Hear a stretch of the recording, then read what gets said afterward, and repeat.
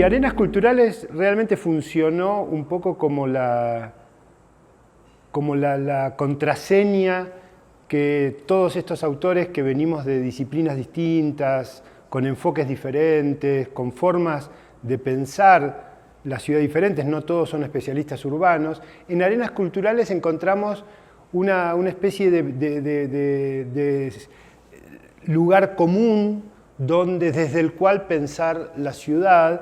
Richard Morse, el historiador norteamericano que se dedicó al estudio de América Latina y durante muchos años al estudio de la ciudad latinoamericana, acuñó esta fórmula en un trabajo tardío de 1982 que se llamaba Ciudades periféricas como arenas culturales.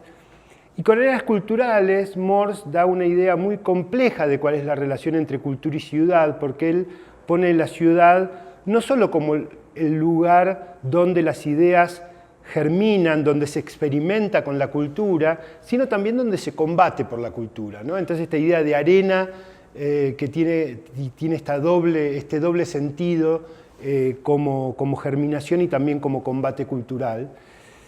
Y a nosotros nos permitió de algún modo comenzar a dialogar entre todos respecto de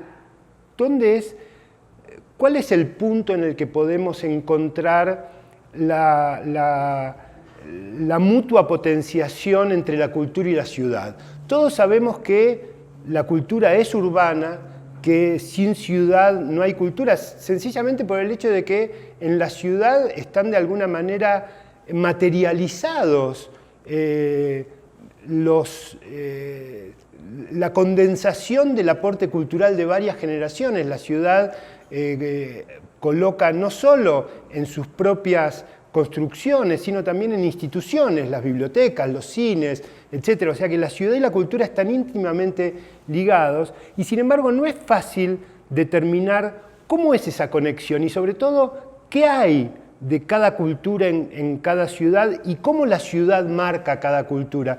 Y un poco esa fue la propuesta general para todo este colectivo que vinimos trabajando durante largos años, discutiendo cada uno de los trabajos, cada uno de los temas, cada uno de los enfoques. ¿Cómo trabajar ese punto de mutua potenciación entre ciudad y cultura? Y llegamos a la conclusión de que para poder hacerlo era importantísimo realmente experimentar en cada uno de los enfoques formas distintas de narrar ese encuentro, porque finalmente ese encuentro entre ciudad y cultura se resuelve en la escritura, y es la escritura la que tiene que, de alguna manera, construir el punto de mira en el cual la ciudad y la cultura entren en significación. Eso es bien interesante, porque en general cuando nos preguntan sobre el libro, preguntan cómo eligieron los temas, y la verdad, lo que elegimos primero fueron los investigadores, el grupo de trabajo fue absolutamente fundamental porque el nivel de interlocución, ya nos conocíamos de antes, habíamos participado en muchos trabajos conjuntos y en este tipo de trabajo fue absolutamente decisivo el nivel de acuerdo, el nivel de compromiso con el proyecto y de acuerdos comunes que fuimos construyendo a lo largo de toda la discusión colectiva. Entonces, en realidad, muchos de los autores no habían trabajado nunca específicamente sobre la ciudad, pero sabíamos que en sus enfoques, que podían ser de sociología de la cultura, que podían ser de crítica literaria, que podían ser de antropología cultural, había una sensibilidad hacia pensar sus temas inscriptos en la ciudad, inscriptos en la cultura urbana. Y eso fue lo que primó en la elección de cada uno de los autores y las autoras, y realmente el resultado fue fantástico, porque el acuerdo logrado en temas tan diversos, en objetos tan diversos. Por ejemplo, hay trabajos que abordan un edificio o una calle o una institución o una figura, las memorias de Gilberto Freire en Recife, la Rua do Ouvidor en Río de Janeiro. Enfoques completamente diferentes, objetos completamente diferentes, periodos completamente diferentes, y sin embargo, es fácil notar en el libro que se pasa muy bien de un texto al otro, porque todos comparten de alguna manera un puñado de preguntas, y en general las preguntas tienen que ver con cómo hacer salir a la superficie este punto de encuentro entre ciudad y cultura. Bueno, las ciudades que elegimos, en el comienzo el proyecto era enormemente ambicioso. Primero pensábamos abarcar toda América Latina y en el consejo de discusión de cómo organizar este proyecto había gente de México, gente de Cuba, gente del norte de América Latina y pensábamos colocar, pero ahí nos dimos cuenta que si extendíamos mucho el mapa, podríamos decir, de ciudades, íbamos a terminar escribiendo un artículo por cada ciudad. ¿Y de qué periodo? Ahí nos tendríamos que haber también circunscripto mucho en los periodos, porque algo que nos gustó mucho del libro es que en algunas ciudades hay trabajos en el comienzo del siglo, en la década del 20-30, en la década del 50-60 y a finales del siglo XX. Y eso permite para algunas ciudades realmente ver una especie de recorrido cultural, recorrido de la cultura urbana a lo largo de todo el siglo XX. Entonces, el primer efecto fue de reducción para poder tener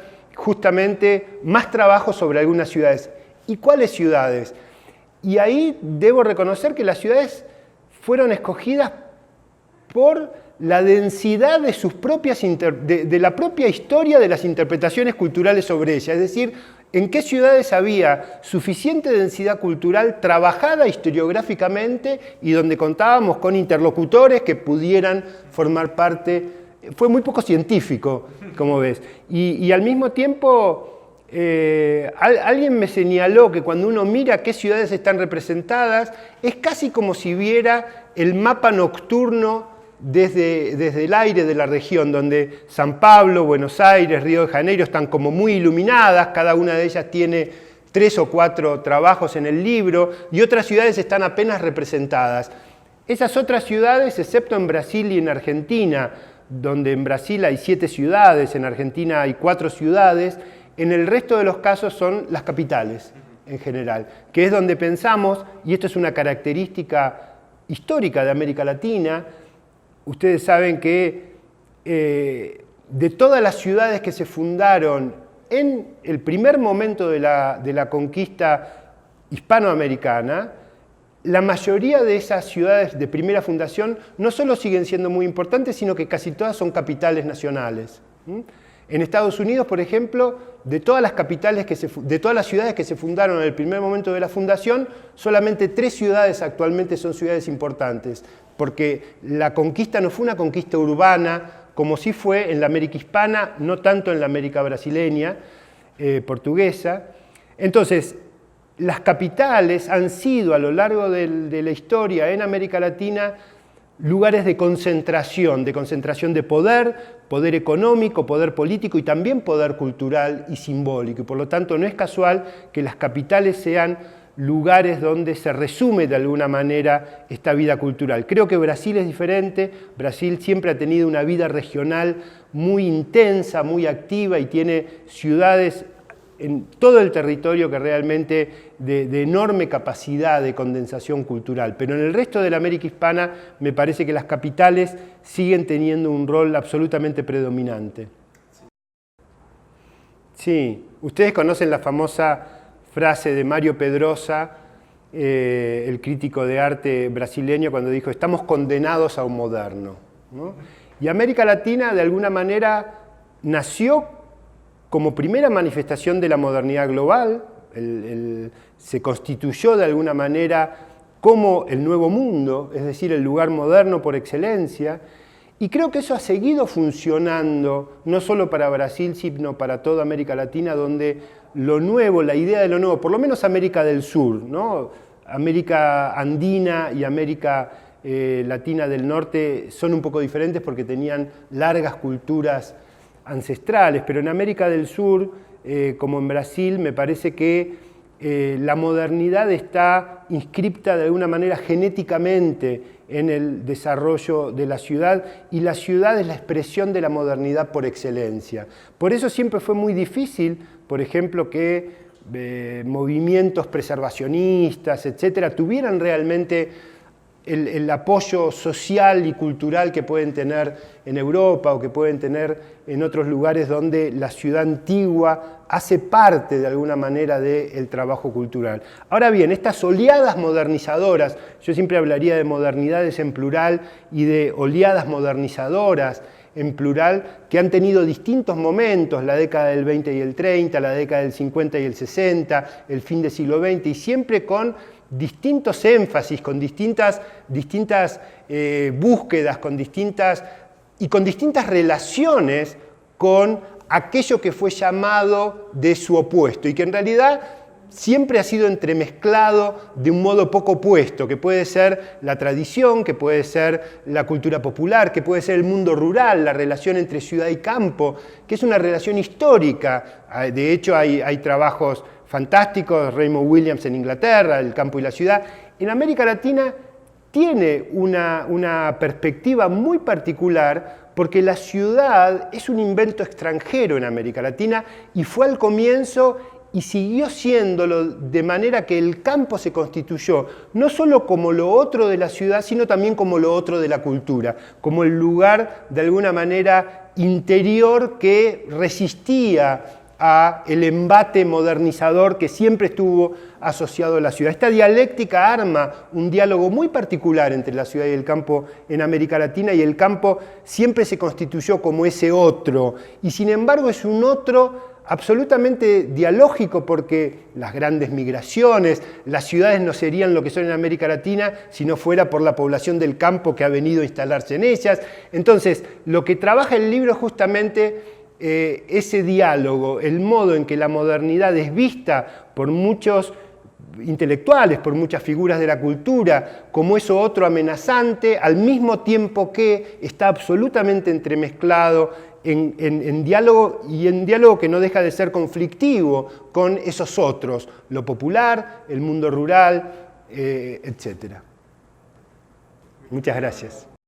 Não é quando o Nabil diz que cada dos ensaios abre uma agenda de pesquisas, mas abre portas para um diálogo entre diferentes países da América Latina. Não é? Um diálogo que nem sempre foi um diálogo fácil também, por conta das questões linguísticas, não é? E efetivamente o livro estabelece uma interlocução muito forte entre cidades brasileiras e cidades da América Hispânica, digamos assim. É que efetivamente essas interlocuções não significam efetivamente uma comparação sistemática entre elas, mas o fato de estarem lado a lado cidades de diferentes países da América do Sul, não é? Faz com que possamos pensar cada uma delas à luz das demais. Não é? Eu acho que esse é um ponto fundamental. Efetivamente, a forma ensaio, que foi a forma escolhida para que nós falássemos dessas relações entre cidade e cultura na América do Sul, não é? Ela nos interessava justamente porque a forma ensaio é uma forma aberta, não é? De novo, as aberturas de portas e janelas, talvez, não é? De questões que, evidentemente, os ensaios não esgotam de uma maneira sistemática, não é? Mas os ensaios sugerem, não é? Sugerem caminhos que seguramente permitirão desdobramentos. E apenas uma observação, não é? Eu acho que não se trata tanto de uma antologia, mas se trata efetivamente de um conjunto de ensaios, portanto, de reflexões experimentais, tentativas, ensaio no sentido da, não é? Pensando que o ensaio é um experimento, não é? Que menos do que esforços de síntese e sistematizações, não é? Os trabalhos permitem formular problemas, talvez menos do que respondê-las, embora eu acho que haja, sim, algumas respostas. Mas menos do que uma antologia que reúna trabalhos já existentes, não é? O livro justamente é um trabalho coletivo na medida em que ele nasceu de perguntas centrais, compartilhadas, e perguntas às quais cada um de nós respondeu de maneiras específicas em função do tratamento também de materiais específicos.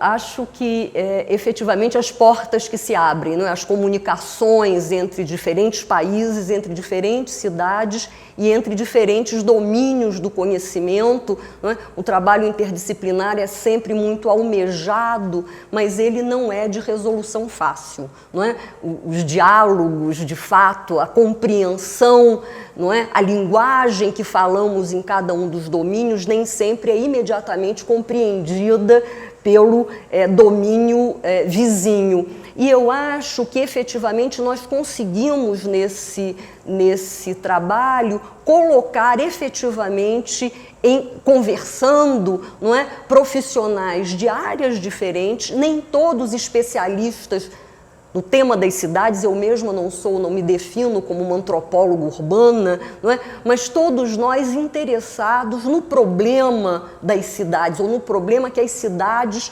colocam para reflexão sobre a cultura, não é? Sobre os nossos países. Não é? Então, eu queria lembrar, apenas para concluir, não é? Há uma frase de um historiador francês, um historiador urbano e da cultura, o Bernard Le Petit.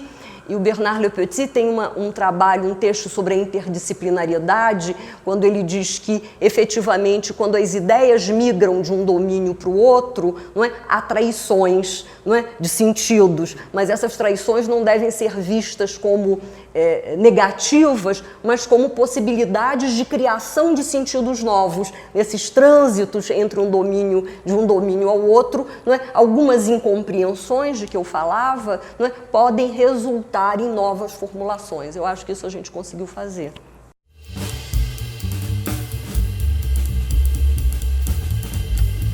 Y Avenida Paulista efectivamente es un gran escenario para ver el desarrollo de transformaciones que a lo largo de todo el siglo XX y ahora XXI han venido ocurriendo.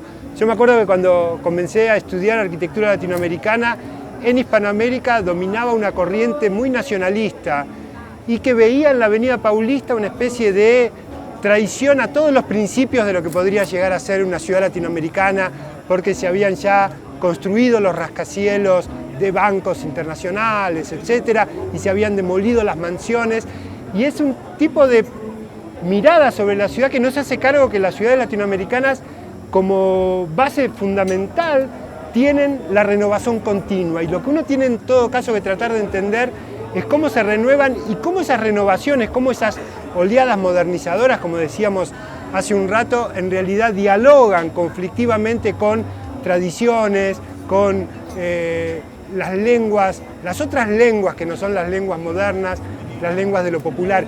Y Paulista es un ejemplo extraordinario de reapropiación permanente en cada década de nuevas situaciones de lo popular. El metro, la introducción del metro ha democratizado enormemente esta avenida, el magnífico espacio que tiene UMASPI, que realmente genera infinitas situaciones culturales.